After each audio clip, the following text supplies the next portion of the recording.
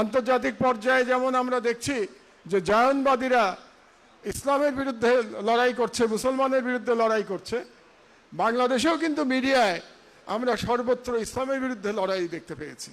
আজকের প্রধান অতিথি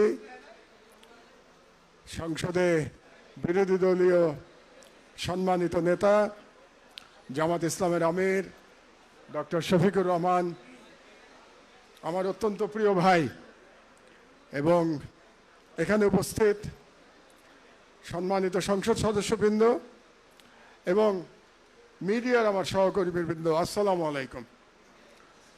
আমি খুব সংক্ষেপে দুটো কথা বলবো আপনাদেরকে। একটা হচ্ছে যে আসলে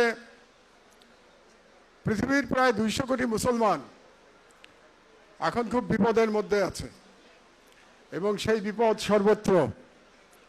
সেই বিপদ বাংলাদেশের ভেতরে এবং সেই বিপদ আন্তর্জাতিক পর্যায়ে। আপনারা জানেন যে বর্তমানে জায়নবাদীরা ইরান এবং লেবাননের উপরে গণহত্যা চালাচ্ছে, প্যালেস্টাইনের উপরে গত 3 বছর ধরে গণহত্যা চালাচ্ছে।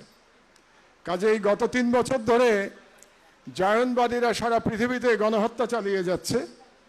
দুর্ভাগ্যজনকভাবে আমরা মুসলমানরা তার প্রতি উত্তরে কিছুই করতে পারছি না, যদিও ইরান বিরোচিত লড়াই করছে, তারা প্রতিরোধ যুদ্ধ চালিয়ে যাচ্ছে জায়নবাদীদের বিরুদ্ধে।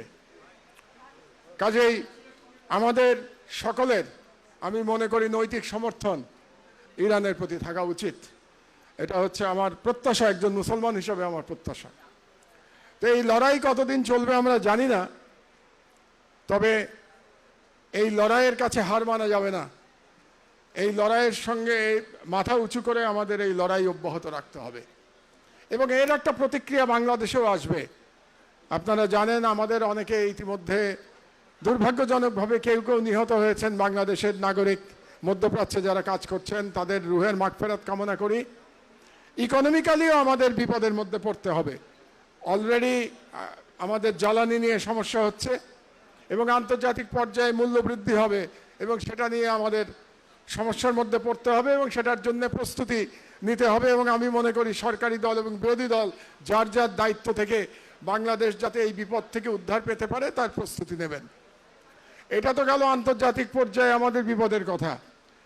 আন্তর্জাতিক পর্যায়ে যেমন আমরা দেখছি যে জায়নবাদীরা ইসলামের বিরুদ্ধে লড়াই করছে, মুসলমানের বিরুদ্ধে লড়াই করছে, বাংলাদেশেও কিন্তু মিডিয়ায় আমরা সর্বত্র ইসলামের বিরুদ্ধে লড়াই দেখতে পেয়েছি।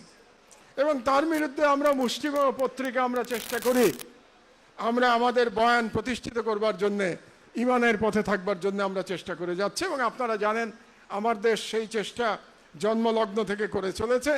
আমরা কখনো আপোষ করি নাই। আমরা মঈন ফখরুদ্দিনের সাথে আপোষ করি নাই, আমরা হাসিনার ফ্যাসিবাদের সাথে আপোষ করি নাই, আমরা ভারতীয় সাম্রাজ্যবাদ হেজিমনির বিরুদ্ধে আপোষ করি নাই, আমরা এখনো আপোষ করব না ইনশাআল্লাহ। এখন ঘরেই হবে বিয়ে বাড়ির পোলাও, যদি থাকে আকিজ এসেনশিয়াল সুগন্ধিত চিনি গুঁড়া চাল। আমরা যে কোনো অন্যায়ের বিরুদ্ধে আমরা সোচ্চার থাকব। দুর্ভাগ্যজনকভাবে বাংলাদেশের মিডিয়ার চরিত্র বদল হয় নাই। মিডিয়ার যে গত 15 বছরে যে তেলবাজি চরিত্র যেটা ছিল, এই চরিত্রের পরিবর্তন হয় না, শুধু পাত্রের বদল হয় মাত্র। তা আপনাদেরকে খুব পরিষ্কারভাবে বলে দিতে চাই, আমার দেশ সর্বদা ইমানের সাথে বাংলাদেশের স্বাধীনতা এবং বাংলাদেশের সার্বভৌমত্বের পক্ষে লড়াই করেছে, এবং বাংলাদেশের ফ্যাসিবাদের বিরুদ্ধে লড়াই করেছে, অন্যায়ের বিরুদ্ধে আওয়াজ তুলেছে। আমরা দীর্ঘদিন বন্ধ ছিলাম, আবার আল্লাহ আমাদেরকে আবার পত্রিকা চালু করতে দিয়েছেন। আমার সহকর্মীরা অনেকে এখানে আছেন, আমরা সবাই মিলে চেষ্টা করছি, এবং আমরা দৃঢ়তার সাথে আমাদের কাজ করে যাব। আমরা ভয় পাই না। আমার দেশ কারো কাছে ভয় পায় না, কারণ আমার দেশ কারোর সঙ্গে কখনো লেনদেন করে নাই এবং কারোর সঙ্গে কখনো আপোষ করে নাই। তো আপনারা দোয়া করবেন যাতে বাংলাদেশে একটা প্রফেশনাল মিডিয়া আমরা চালিয়ে যেতে পারি, যেটা বাংলাদেশের স্বাধীনতার পক্ষে থাকবে, সার্বভৌমত্বের পক্ষে থাকবে, জনগণের মানবাধিকারের পক্ষে থাকবে এবং গণতান্ত্রিক অধিকারের পক্ষে থাকবে। আর বাংলাদেশের যে 90% বাঙালি মুসলমান, তাদের সংস্কৃতিকে ধারণ করবে যে পত্রিকা, তার নাম আমার দেশ। আপনারা আমাদের জন্য দোয়া করবেন। আল্লাহ হাফেজ। আজকে এই অনুষ্ঠান আয়োজনের জন্য বাংলাদেশ জামাত ইসলামীকে ধন্যবাদ জানিয়ে আমার বক্তব্য শেষ করছি। আল্লাহ হাফেজ। বাংলাদেশ জিন্দাবাদ।